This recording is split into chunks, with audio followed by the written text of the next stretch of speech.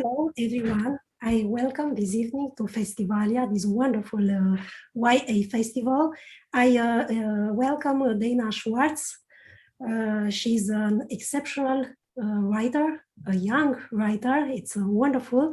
So I will show you the book we will talk about. Is new published to Trei publishing house. This is Anatomie, a love story. Hello, Dana. Thank you very much for this wonderful book. I read it and I liked it a lot. Oh, thank you so much. That makes me so happy.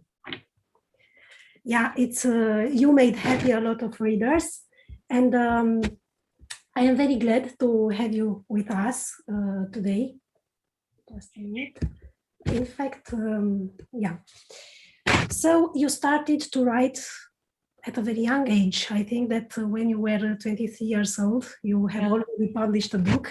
Now you have 4 books and you write for a lot of journals and magazines. At the same time, you are the producer of a wonderful podcast that was at the moment of the launch, the first, the number 1, and it is still in the top. So we will talk today a lot about you, about your writing, about this wonderful book, Anatomie, a love story. But first of all, I want to invite you to tell us 3 fun or exciting things about yourself. Sure. Oh, gosh. First would be, well, I was not originally planning on being a writer. I went to university to study medicine. So I thought I was going to be a doctor, which didn't end up happening. But some of my love of science and medicine showed up in anatomy, which, you know, felt like it all came full circle. I live in Los Angeles and I work sometimes as a television writer, which is a fun additional thing that I do. I've also written a few comic books for Marvel, which was very exciting. And what else is fun? I have 2 cats. This is more than 3 facts, I'm realizing. I have 2 cats, Eddie and Beetlejuice, and I'm getting married in just a few months. So that's another exciting Extraordinary.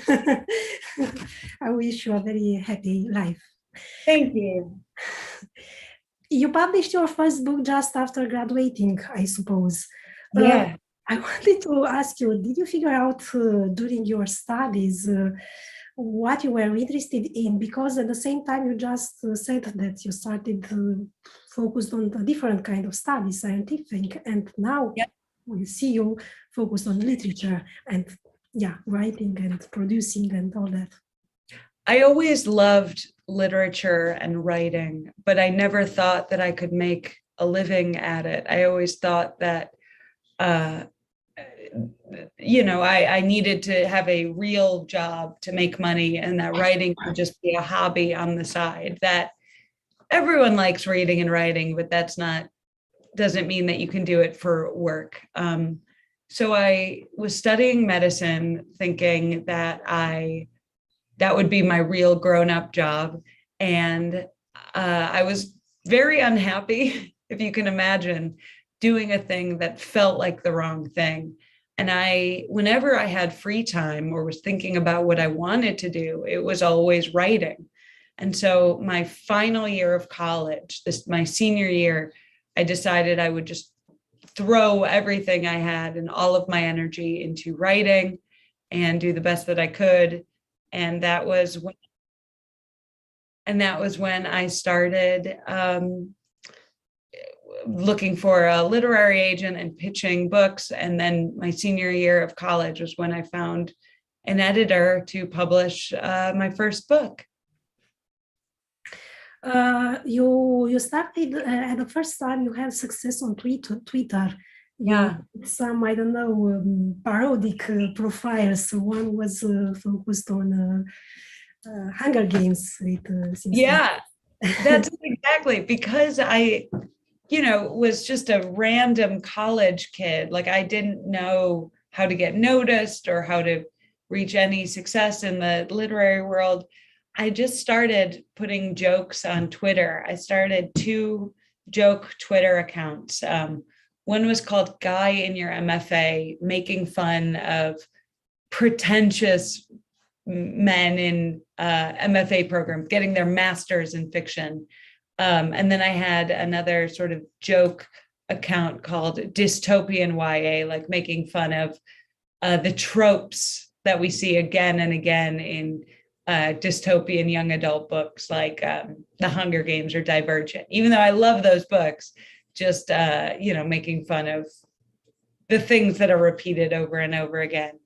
And they just sort of gave me enough confidence, because those found an audience. It gave me enough confidence to feel as though I could try being a writer. Mm-hmm. So reading, loving or not loving books, this could be a way to writing yourself, isn't it? Exactly. Reading a ton. Reading was the number one thing that I think is why I'm a writer, because when I was a young child, I was obsessed with reading. I would bring a book to the dinner table whenever I could. It was just my favorite thing in the world. And so that formed such an important part of my identity that I knew I wanted to stay. When I didn't know what I wanted to do for a living, because being a doctor was not a good idea, I wanted to come back to that thing that I loved so much. And then Twitter was so helpful, because the fact that the Twitter accounts got followers and like had responses gave me a confidence boost. It made me feel like, okay, maybe I can do this. Yeah, so you discovered the voice in this dialogue with followers. Yeah, with your readers. Let's talk a little bit about this book, Anatomie, which is a wonderful book. It's a mystery, it's a love story, it's a historical novel at the same time. For me, it was a sweet and creepy, both of them, book that makes the reading of it even more exciting. So this is the story of Hazel, a very courageous and daring girl from the 19th century in Edinburgh. She has the power to struggle for what she wants. In fact, she wants to become a physician, more than that, a surgeon. She finds a way to break up with the custom and the social norm of her times. How did you come up with the idea of this book, for this book? Because it is, I suppose it's because of the medicine, but it's so far away. It's in Scotland. Well, thank you so much for those kind words. Sweet and creepy is exactly what I want the book to be. I first discovered sort of the history of medicine in Edinburgh when I had just graduated university. When I was 22, I took a trip to Europe with no money, just to try to see as much as I could, as cheaply as I could. And I fell in love with Edinburgh. I learned about the history, body snatchers, men who dug up graves to sell them to doctors in Edinburgh was a real thing. And so I learned about that. I learned about the, anatomical society and the hospital and medical school, like a lot of the things that formed the spine of anatomy. And I just sort of had this very romantic idea of what it must have been like to be alive in the early 1800s in Scotland. Because I think in America, when we think of the early 1800s in Britain, we think of Jane Austen and England and London and the very prim and proper Regency. And in Scotland, it was very, very different. And so I wanted to tell a story in that sort of spooky underbelly of a world. And then I just sort of came about it backwards. I knew I wanted a character who was a grave robber. I knew I wanted there to be an element of a love story. And then I just thought, that it would be interesting to try to write about the struggles of a woman trying to be the first real surgeon, even though women aren't really allowed. It wasn't a law that they weren't allowed, but it was a social norm. And so fighting against that social norm was interesting to me, because it was the question of doing what you want versus doing what you were expected to do, and with a teenage love story thrown in. Would you have liked to live in those times as a woman? More exactly, the question is, could you imagine at least one reason for that? Oh, no, it would have been awful. I always think that when people talk about wanting to be born, like that they were born in the wrong era, that they don't understand how bad it was. There was no anesthesia for medicine. There were no antibiotics. There was no disinfectant. People were dying of preventable diseases all of the time. Everything smelled so bad, probably. No one was showering. There was no plumbing. It would have been a nightmare. But I will say, as a woman, I think it would have been, I do like some of the clothes. I think it would have been fun to wear some of the clothes.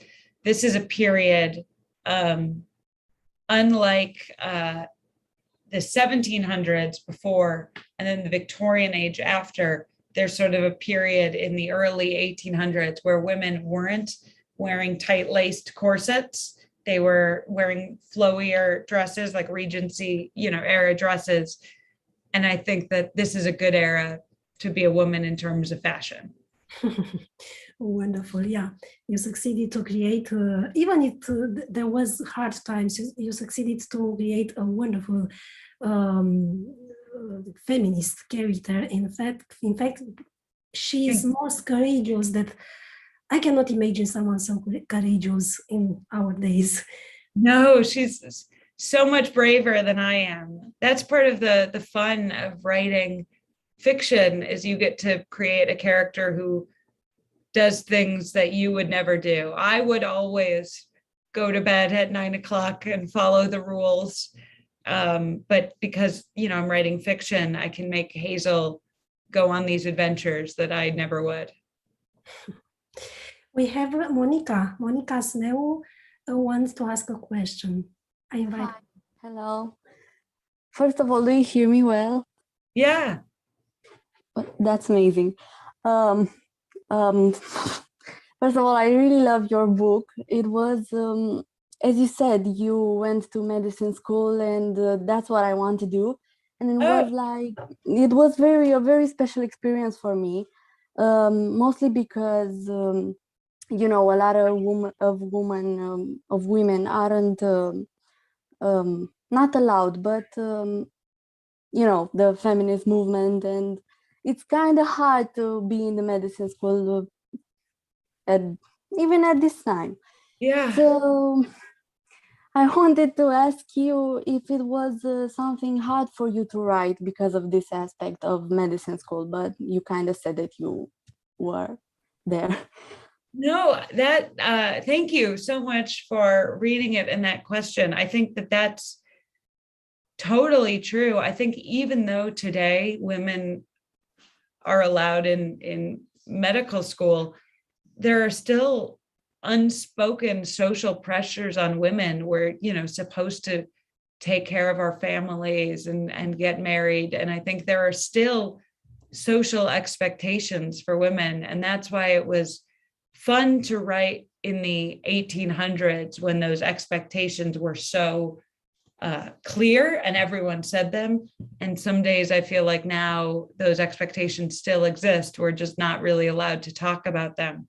But no, I wanted to write a character who was very brave and understood the risks she was taking and what she was doing. And also, I didn't want it to be like a fairy tale. I think Hazel is only able to go to medical school because she's very rich, and she, at some point causes, disgrace for her family, but there are real consequences to that. And so I didn't want everything to be a perfectly happy ending. I wanted Hazel to have to face the consequences of the challenge, because in the real world, everything doesn't always work out perfectly.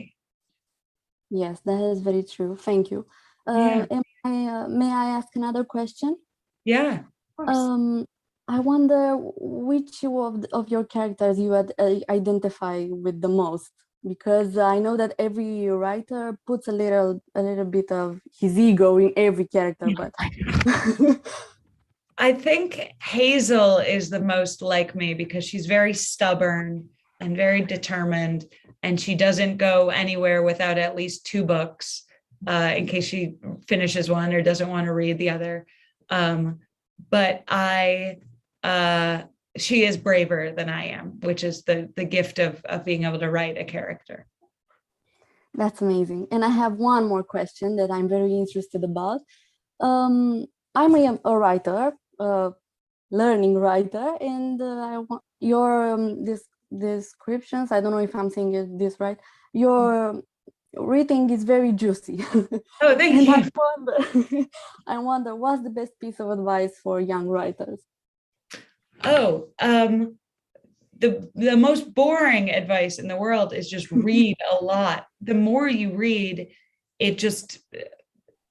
you can't even help it. It just will inform your writing in a very helpful way. So read a lot. More, specific advice for writing, I would say, if it's boring for you to write, it'll be boring to read. So try to have fun while you're writing it and make it exciting for you. Otherwise, it won't be exciting for a reader. Thank you. Thank you so much.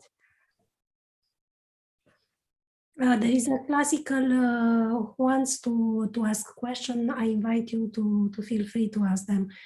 There is a classical question usually concerning how you write. Did you plan at the beginning what you have in mind? And I tell you exactly why I ask you this question, because I have the impression that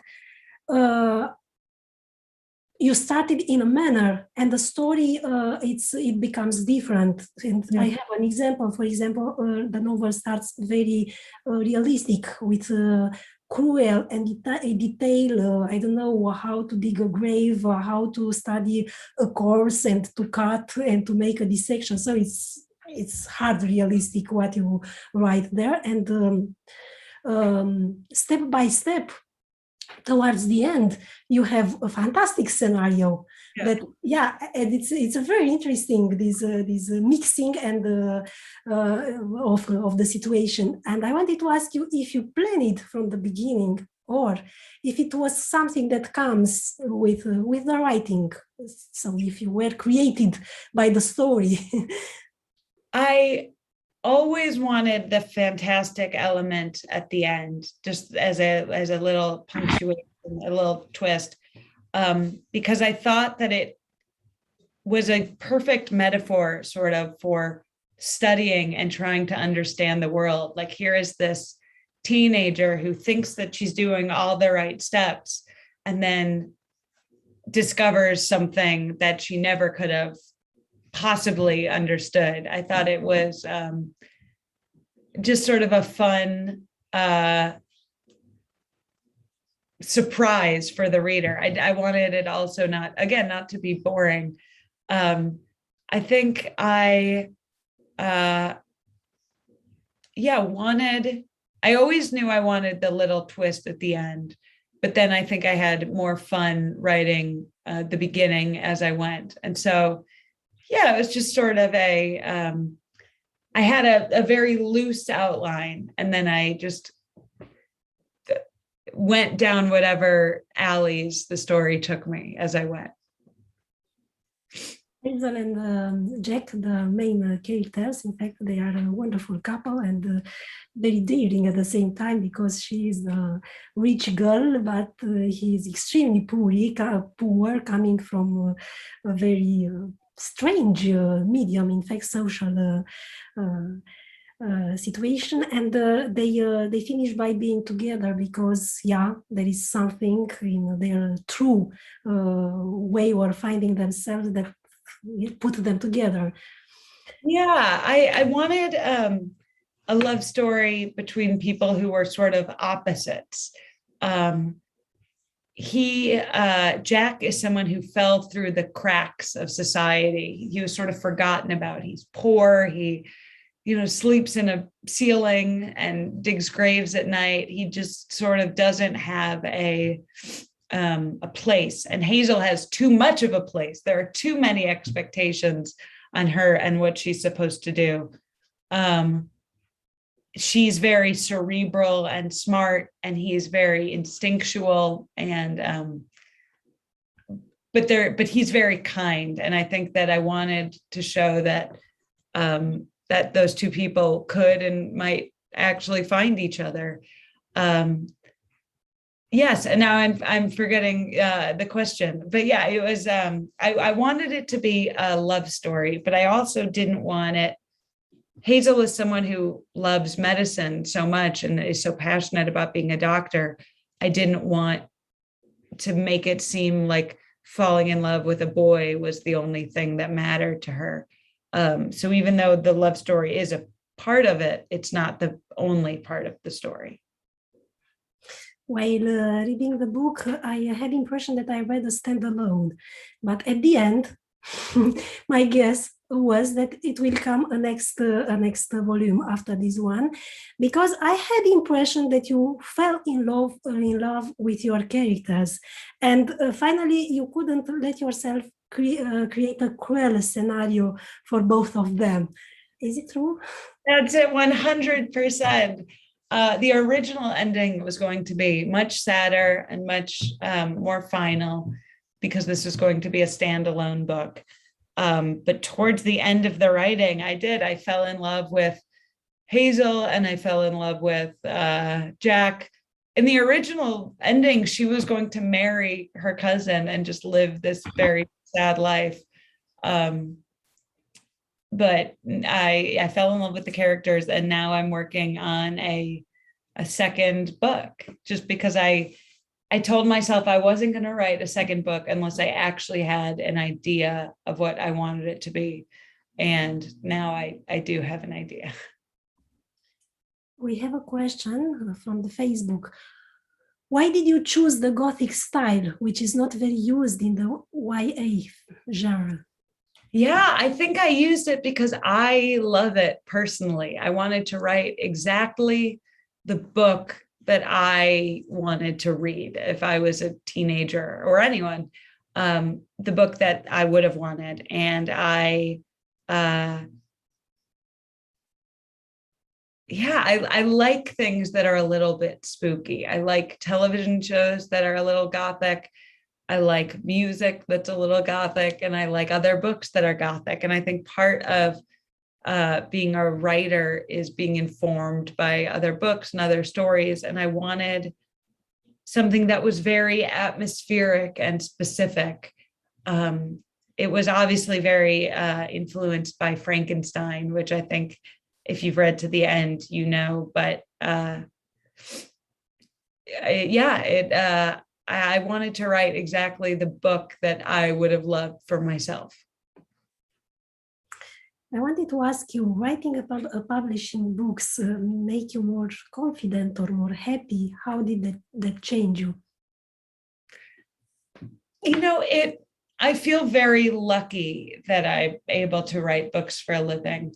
It definitely made me more confident in my writing. But I'm still very insecure. I still feel like a fraud most days. I still feel like I've tricked people into reading my books, and that I've tricked my publisher into publishing them. I think I might always have a little bit of what they call imposter syndrome. But I feel like the response that I've gotten to Anatomie has been so wonderful and so above and beyond anything I could have expected, that it's a good reminder to keep going and keep working hard on the next story. What are some of the most important things in your life? Oh, that's a good question. I mean, my family and my loved ones. the man I'm marrying, which is very exciting. But I think the basic things is just, Virginia Woolf said a room of one's own, but I don't take for granted a quiet space to write. Free time, which is a luxury to be able to write, an office, a quiet space. It's just, I feel very lucky to have the time and energy to devote to creativity. I put that question because, yes, the what the writer has in their heart, in fact, the reader can find in the books. I have a practical question, a more concrete one. You have 2 cats, you told us. Yeah. Eddie and Betelgeuse? Yeah. Yeah. How was it possible to describe in such a graphic way the animal dissection experiments in the book? I love animals. And so that was very scary for me, but I also like gross horror movies, and I think that because it's fictional, I knew that it was okay. I could never do it in real life, and that's also why Hazel is a lot braver than me. I would never have the guts to actually be able to do it. No. But I think she's a very determined person, and she sees everything as a means to an end. And I think that's a big theme in the book, this idea of like, what are you willing to do as means to an end? Where at the end, someone like Dr. Beecham is doing things that I think that Hazel and the reader would both think aren't kind, obviously kind there, or good things for society, but they still see it as okay because it serves a bigger purpose. Yeah. We have a new observation and question. The cover is so beautiful. Yes, it's true. And we kept the cover of the... I love it. I'm so glad. Did you have a say into making it? What was your reaction when you saw it for the first time? Authors don't typically get a say in the cover of their books. They can give an opinion, but they can't actually, they don't have a lot of power when it comes to what the cover actually looks like. And so when the design came in, which was just such a beautiful design, I was over the moon. I was so happy. It was like one of the most beautiful book covers I've ever seen. I was so glad that someone understood the book and what it was trying to do and made such an incredible cover. I think we just tweaked the colors a little bit. But other than that, this was the first design they sent me and I fell in love immediately. I can brag about the cover and talk about how much I like it because it's the one part of the book that I had nothing to do with, but everything else is, yeah, I did. But the cover is amazing. It's such a beautiful design. My reaction, which was the question, is was just thrilled. I was over the moon. Wonderful. Yes, our reaction also.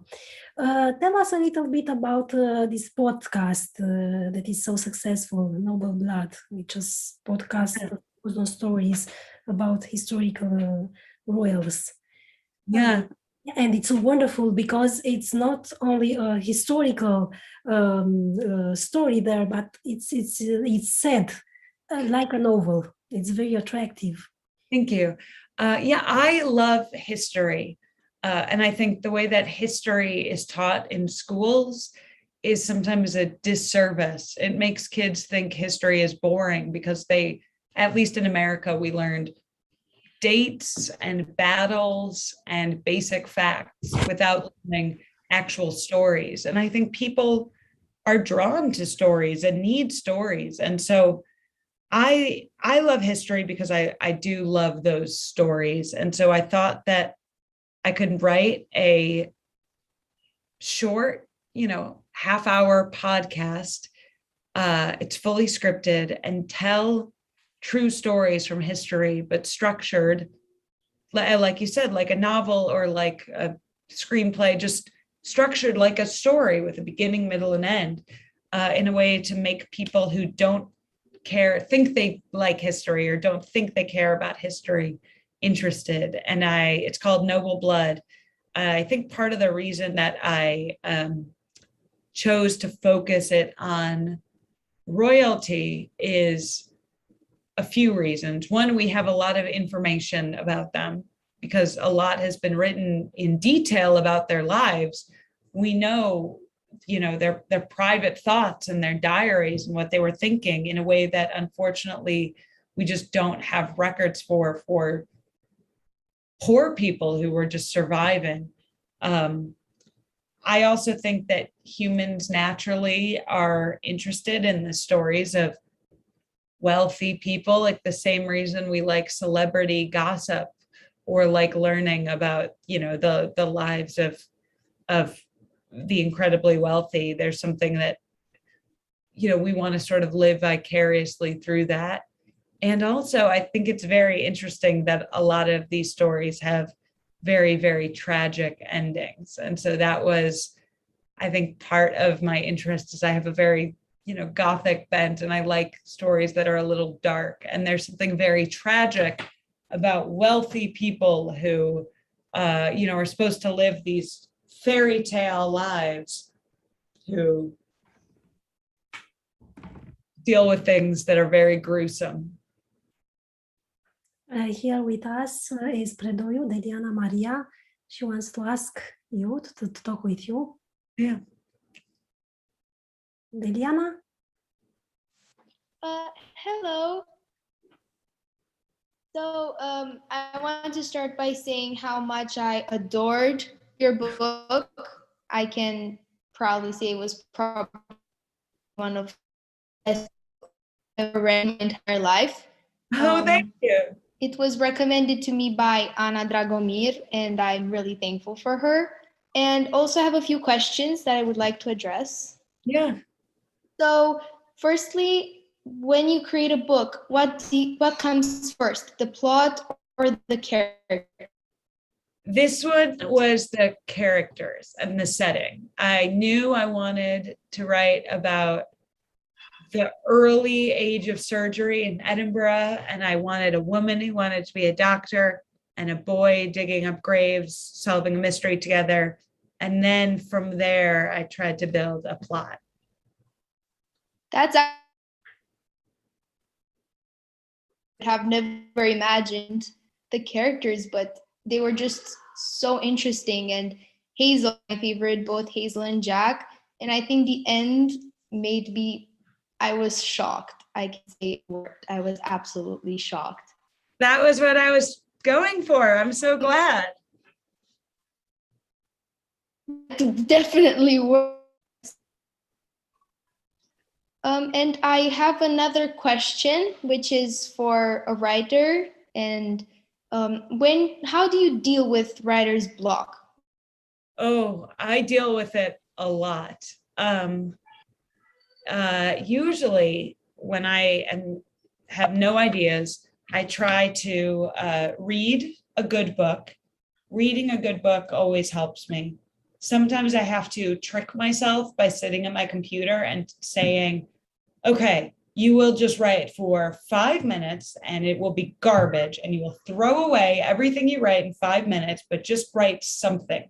And if I get myself to start writing, even if it's garbage, more writing tends to come.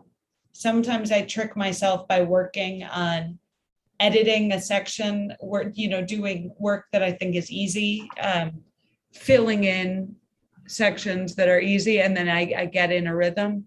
And then sometimes it just doesn't work and I have to take a break and say, I'll try again tomorrow. But the number one solve for writer's block, in my opinion, is just turning off my social media, my internet, my Twitter, sitting at a desk and forcing myself to do something on the book. and that usually gets me started. Thank you. That was really helpful. Thank you for answering my questions today. Of course. Thank you so much for reading the book. That means so much to me. Because we talk about this surprising ending of the book, I think that the next question could be, what can we expect in the next one? The next one will explain the surprising ending a little bit more. It will take Hazel to London. As I mentioned before, during the 1800s, Edinburgh was sort of this dingy, smoggy, smoke-filled, city, where London was considered more refined and organized. And at least, in our popular imagination, when we picture Regency era London. And so Hazel will, I don't want to spoil too much, but she will be going down to London to be treating a member of the royal family.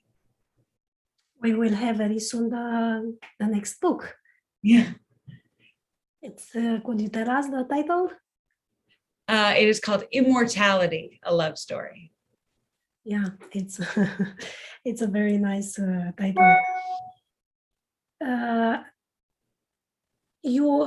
Reese Witherspoon Club picked this book. Yeah. And, I wanted to ask you, what did that mean for you? How did you find out?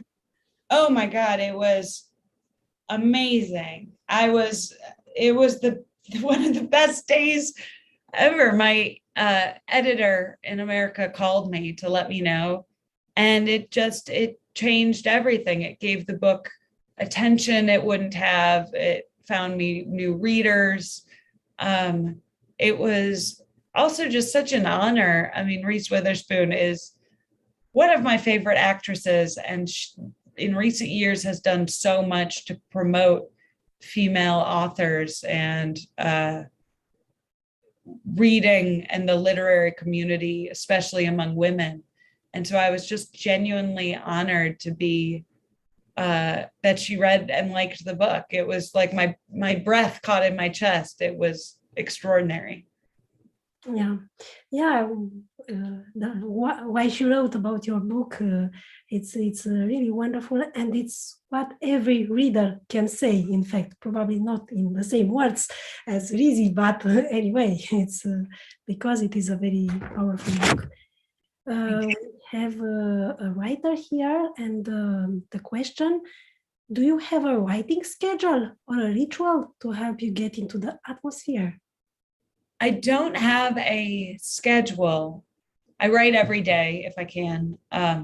My main ritual is I like to leave my house. I think that sometimes I get a little stir crazy, just in my house, at my desk where I do meetings, and in my, living room where I watch TV. It's hard for me to focus. I get distracted. And so I like to drive to a coffee shop or cafe and just sit and work there, because then it feels like,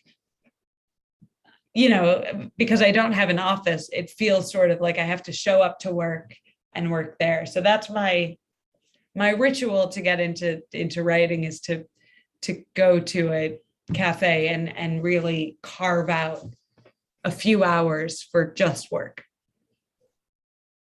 I suppose that inspirations and advice in a writer's life are very important.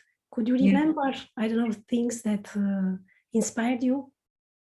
Yeah. In this book, definitely Frankenstein was one of my favorite books.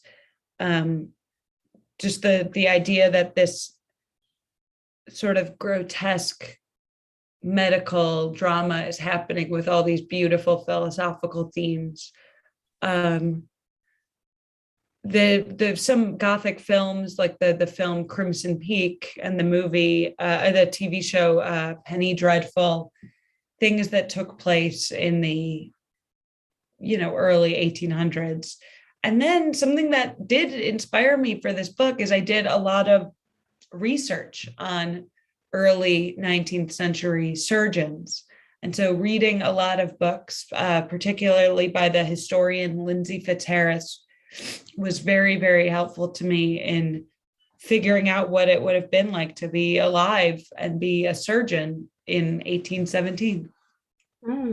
Speaking on all that, which is the difference concerning the research and the documentation when you write or when you produce the podcast, an episode? Yeah, a lot more research in a shorter period of time with the podcast. The podcast was twice a month, and now it's every single week. And so I have to learn a lot about a new topic very quickly. And so I think it's reading specific chapters and focusing my attention very narrowly for a very short period of time. And then I sort of have to forget it all and focus on the new thing.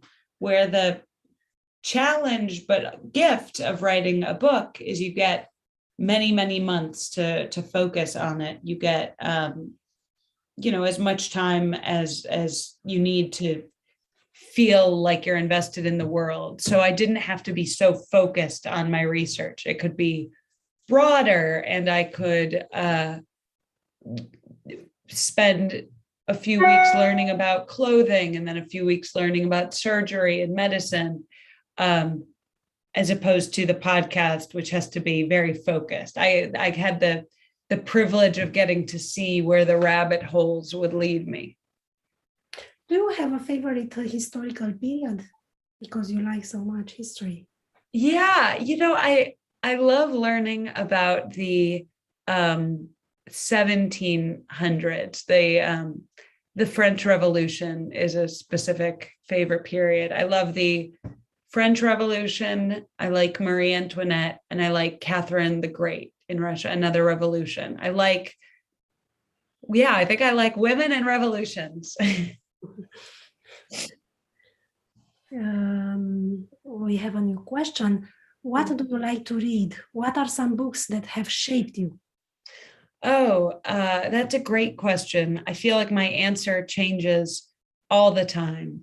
I think part of the reason I wanted to write a young adult book is because the books that you read when you're a child or a young person stick with you for the rest of your life. The books that I read when I was a teenager, I carry with me still.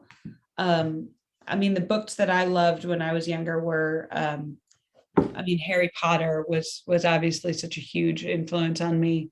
A Series of Unfortunate Events by Lemony Snicket and Daniel Handler. And I loved Ray Bradbury. Ray Bradbury wrote The Martian Chronicles, which is still one of my favorite books. I think that those sort of three were the ones that shaped my childhood the most. And then, let's see. I love the author Curtis Sittenfeld, who wrote this wonderful book called Prep, and Rainbow Rowell, who wrote Carry On and Fangirl. And she writes just beautifully realized teenage characters. What else do I like? Jonathan Franzen. I like The Corrections a lot. I like The Secret History by Donna Tartt. I think The Secret History informed me a lot.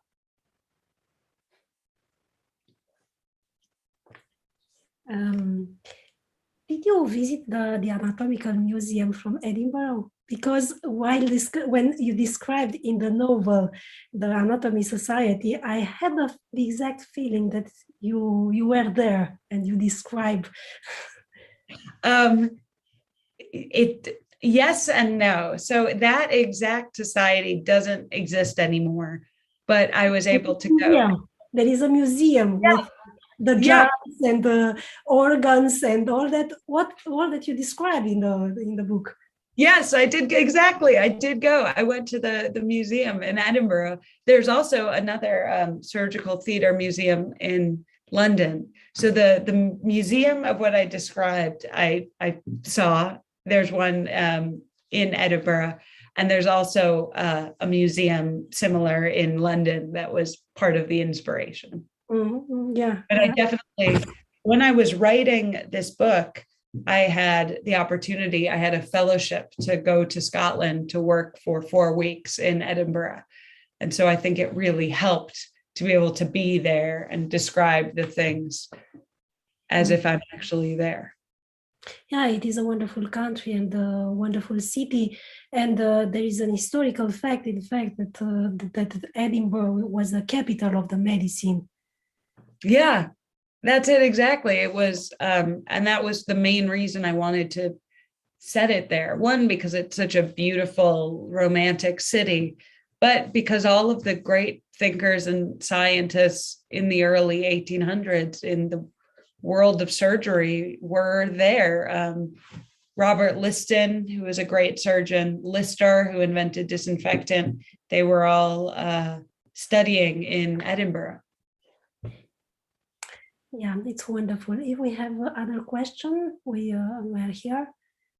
Yeah, I like very much the fact that your book is a slice of the real history, and you can feel you can feel it, and you can be part both to the fiction and the historical reality that we forget, in fact, because as you told previously, sometimes in school we don't pay attention to the history lesson. Yeah.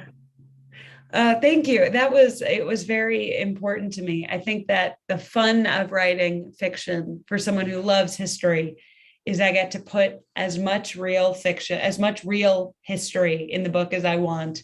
And then if I want to change something, that was another reason I wanted it to be a slightly fantastical world, is so that the details could be twisted just a little bit where I needed it. Yeah, it is wonderful to have you here. And in fact, Anatomie, a love story, the Romanian translation, it was just published, I don't know, no more than 2 months ago. So it's a book that readers will have the chance to read. And with your next book, it will be wonderful, in fact, to have you next time and to discuss with readers. But I still have another question, if you want. Yeah, one more question. That would be great. To read it to you.